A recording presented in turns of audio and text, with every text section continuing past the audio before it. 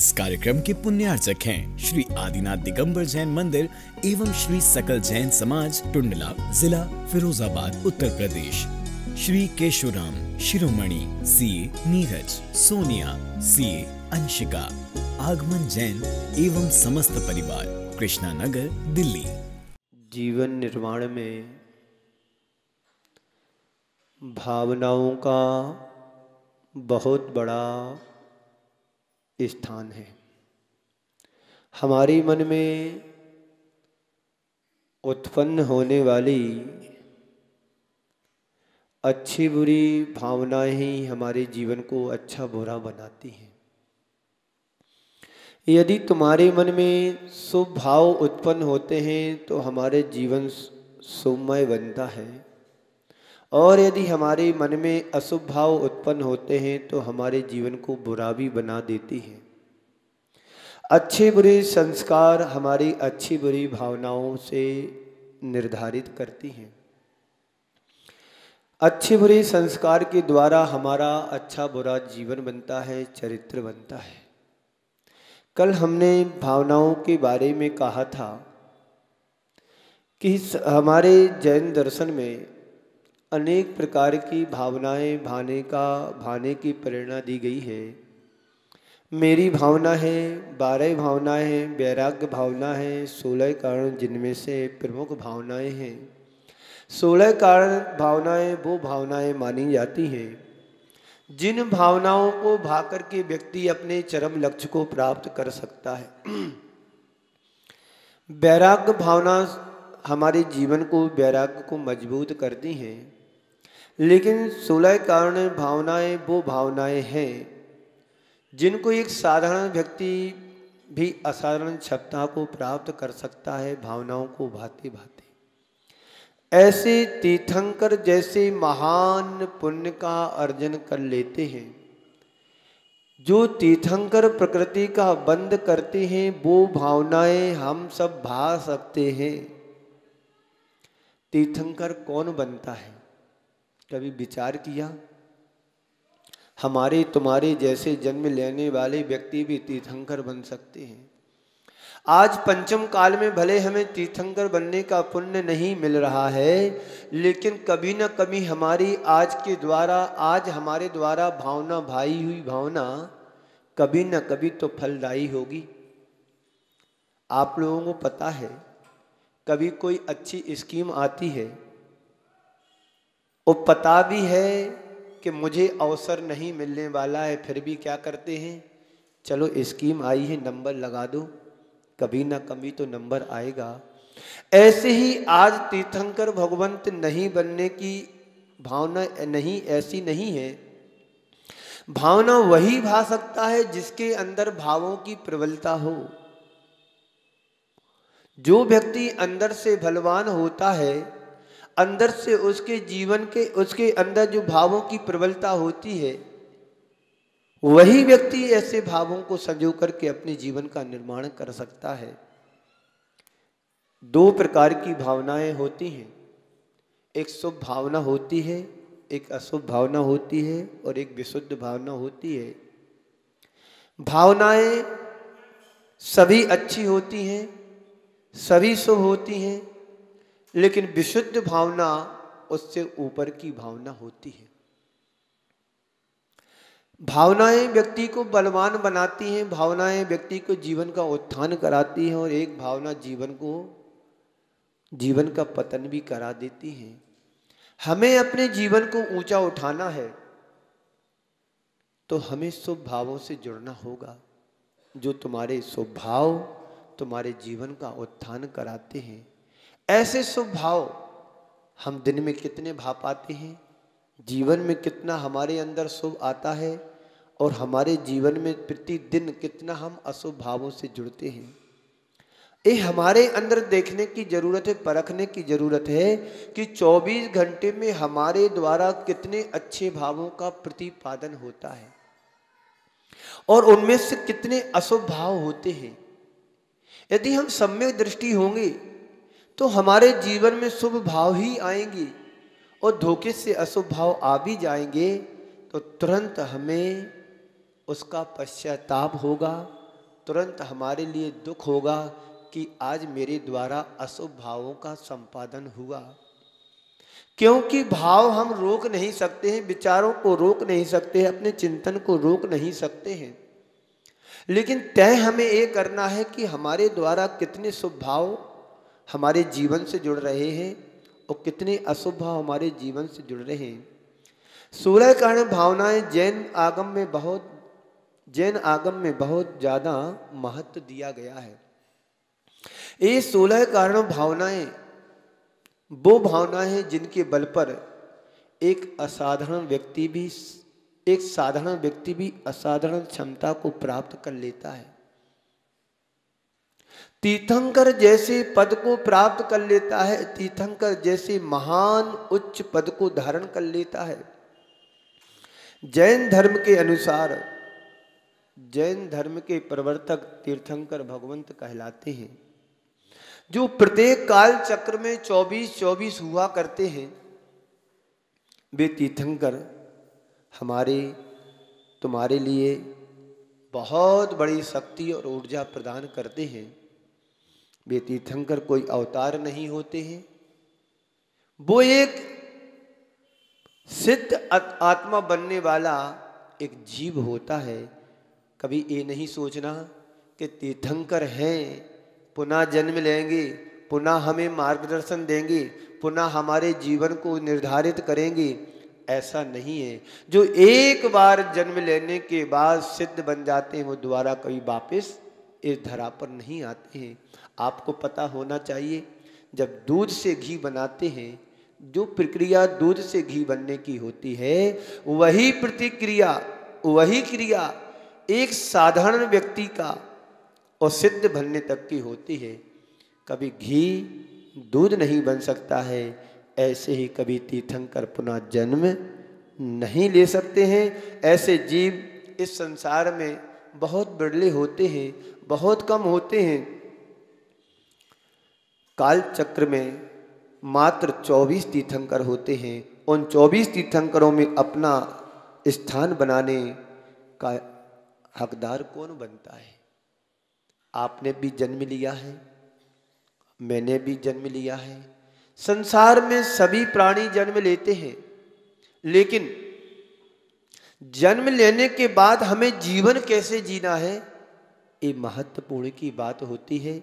सब जीवन जी रहे हैं, कोई रोते रोते जीवन जी रहा है, तो कोई प्रसन्नता के साथ जीवन जी रहा है, कोई खिन्नता के साथ जीवन जी रहा है, कोई अनुकूलताओं के साथ जीवन जी रहा है, तो कोई किसी के जीवन में प्रतिकूलताओं के साथ जीवन जी रहा है। जीवन सब जी रहे हैं, पर जीना कैसे है, ये महत्वपूर्ण की बात होती है। यहाँ पर जितने लोग बैठे हैं, सब जीवन जी रहे हैं।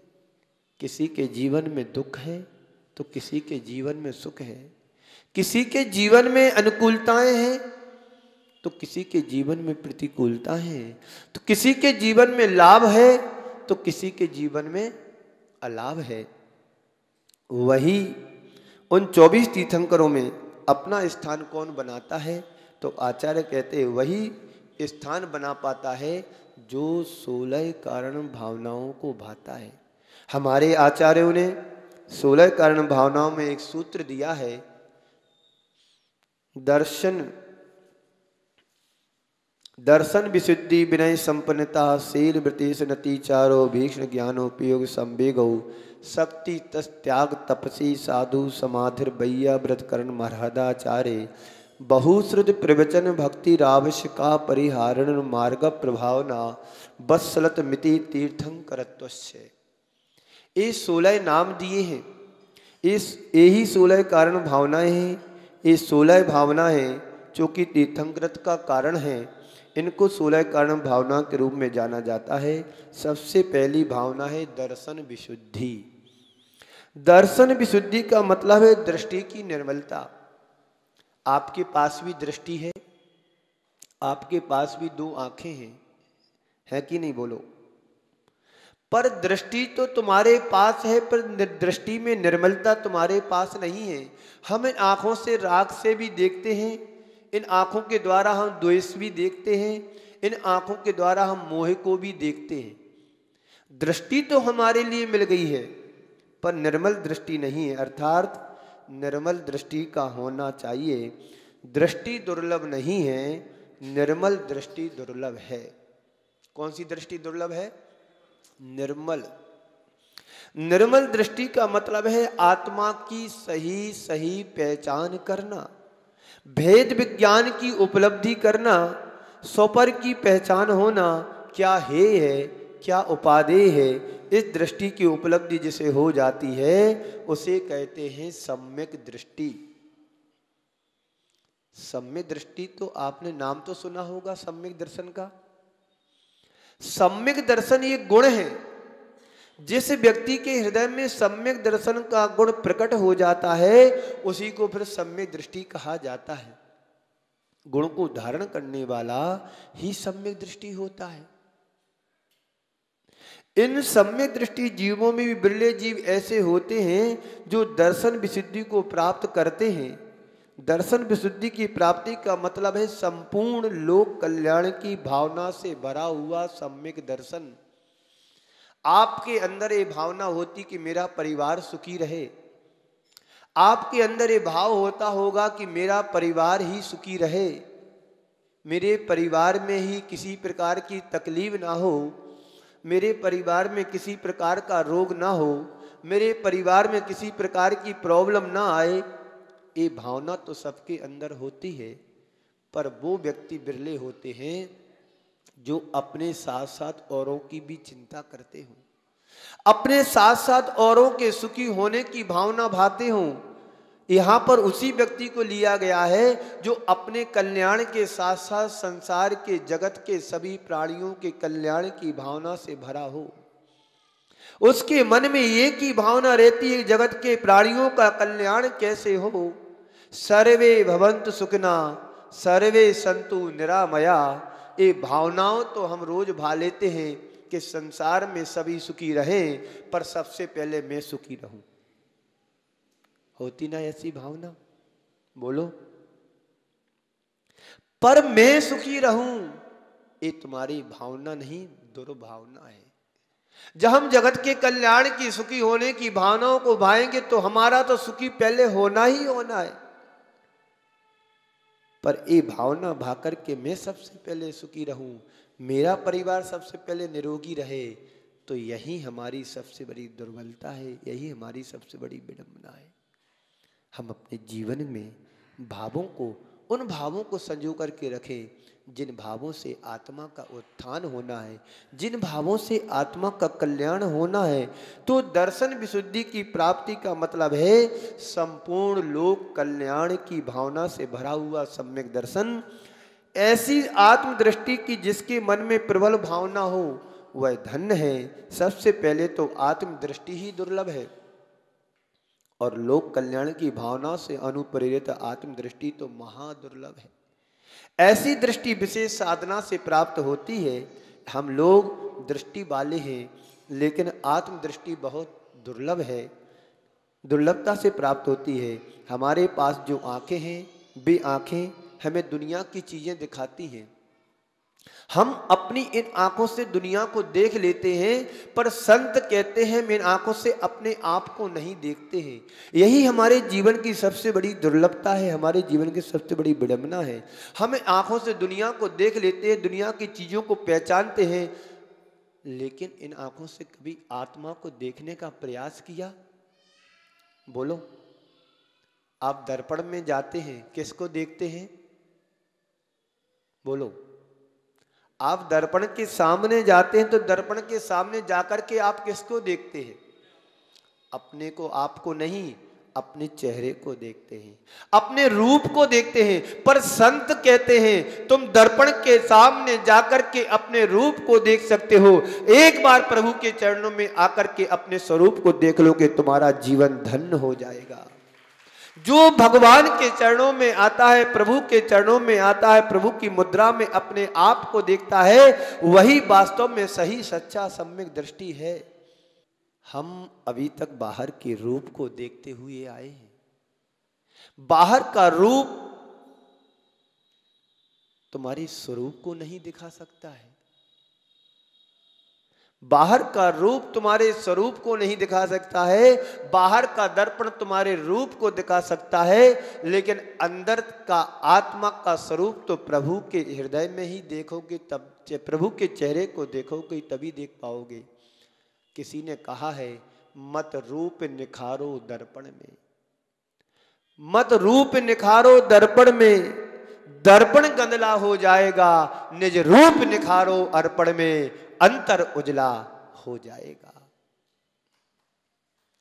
हम दर्पण में देखते हैं अपने रूप को, और फिर रूप को देख करके अपने चेहरे का सुधार कर लेते हैं। कितने बार हमने अपने रूप को देखा है?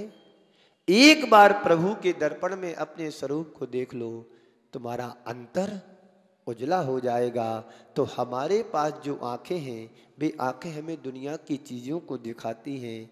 हमें दिखता है संसार और संसार के सारे संबंध। अधिकतर तो हम अपने शरीर तक ही अपनी दृष्टि को बढ़ा पाते हैं। शरीर जगत से परे अन्य जगत की तरफ हमारी दृष्टि ही नहीं जाती है। संत कहते हैं, जितना तुम्हारी आंखों से दिखाई दे रहा है वह उतना ही नहीं है, वही सब कुछ नहीं है। जो वास्तव में तुम इन आंखों से दिखाई नहीं दे, जो वास्तविक है वह तुम्हें इन आंखों से दिखाई नहीं देता है। तुम्हें इन आंखों से अपनी आत्मा का स्वरूप नहीं दिखाई देता है, तुम्हें अंदर का बोध नहीं होता है, तुम्हें अंदर का ज्ञान नहीं होता है। इन आँखों से तो हमें बाहर का दिखाई देता है, बाहर की चीज़ें समझ में आती हैं, बाहर की वस्तु का बोध हो जाता है, पर आत्मा के स्वरूप का बोध इन आँखों से नहीं होगा। आत्मा का बोध तो तुम्हें आत्म दृष्टि करोगे तभी होगा। पर सम्यक दृष्टि कहता है, हमें बाहर की चीज़ों से कोई लेना देना नहीं है, हमें अपने आत्मा के स्वरूप में डूबने की जरूरत है।